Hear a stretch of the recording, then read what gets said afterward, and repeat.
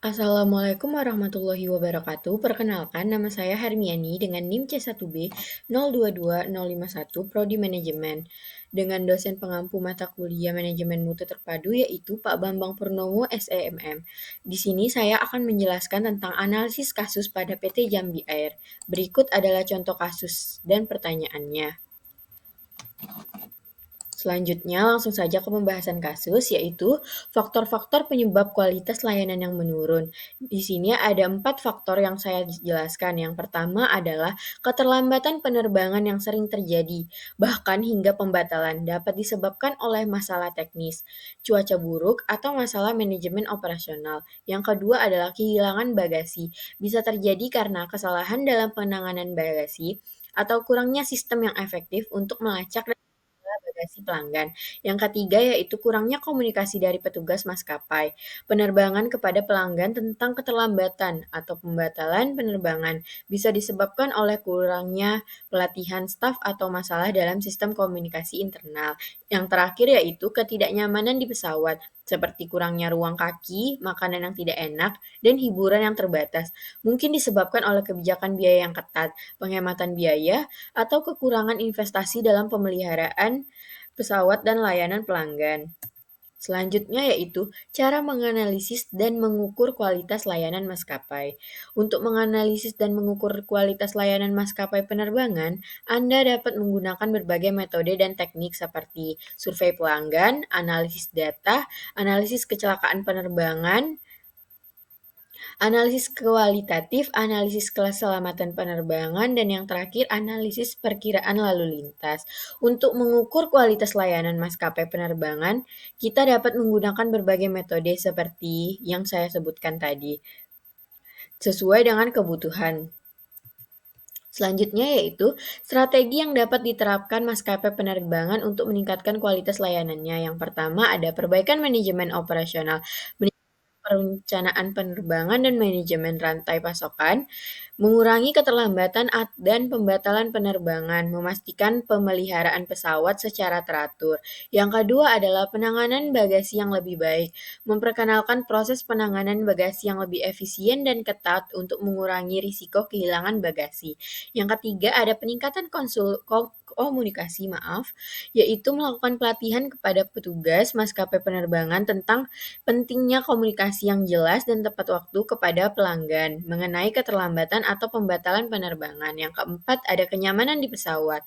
Meningkatkan fasilitas di pesawat seperti peningkatan ruang kaki, peningkatan kualitas makanan, dan penambahan opsi hiburan lainnya. Yang kelima yaitu peningkatan layanan pelanggan. Memperluas layanan pelanggan seperti memperkenalkan layanan bantuan di bandara dan layanan perbaikan di bagasi. Layanan dukungan pelanggan 24/7 melalui telepon, surat, dan media sosial. Yang keenam yaitu pelatihan dan pengembangan karyawan. Mengadakan pelatihan dan pengembangan karyawan bagi staf dalam hal keterampilan komunikasi, penanganan konflik, dan pelayanan pelanggan yang lebih baik. Selanjutnya, yaitu cara memonitor dan mengevaluasi efektivitas strategi peningkatan kualitas layanan, yaitu dengan caranya yaitu survei kepuasan pelanggan, analisis data operasional, melakukan analisis rutin terhadap data operasional seperti tingkat keterlambatan pelanggan. Yang ketiga, evaluasi kinerja staf, melakukan evaluasi terhadap staf penerbangan untuk memastikan bahwa mereka mematuhi prosedur. Yang ketiga, evaluasi kinerja staf. Melakukan evaluasi kinerja staf penerbangan untuk memastikan mereka mematuhi. Yang keempat, feedback internal. Mendengarkan masukan dan tanggapan dari staf.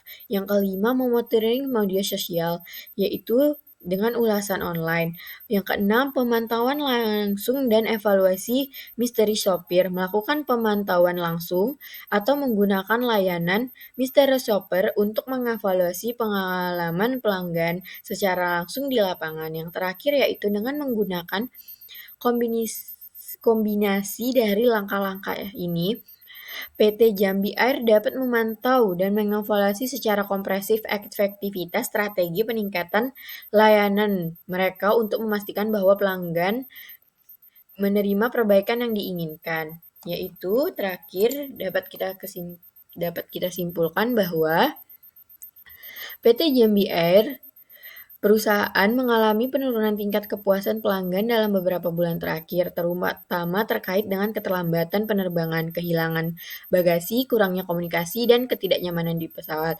Untuk mengatasi masalah ini, dapat menerapkan berbagai strategi perbaikan termasuk peningkatan dalam manajemen operasional.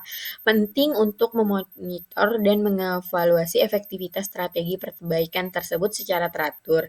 Dengan melakukan pemantauan dan evaluasi pada PT Jambi Air dengan komprehensif dapat memastikan bahwa strategi perbaikan yang diterapkan berhasil meningkatkan kualitas layanan, memperbaiki persepsi pelanggan, dan akhirnya meningkatkan kepuasan pelanggan secara keseluruhan. Dengan demikian, PT Jambi Air dapat mengambil langkah-langkah yang tepat untuk mengatasi tantangan yang dihadapi dan memastikan bahwa layanan yang mereka berikan memenuhi harapan pelanggan dan standar industri penerbangan.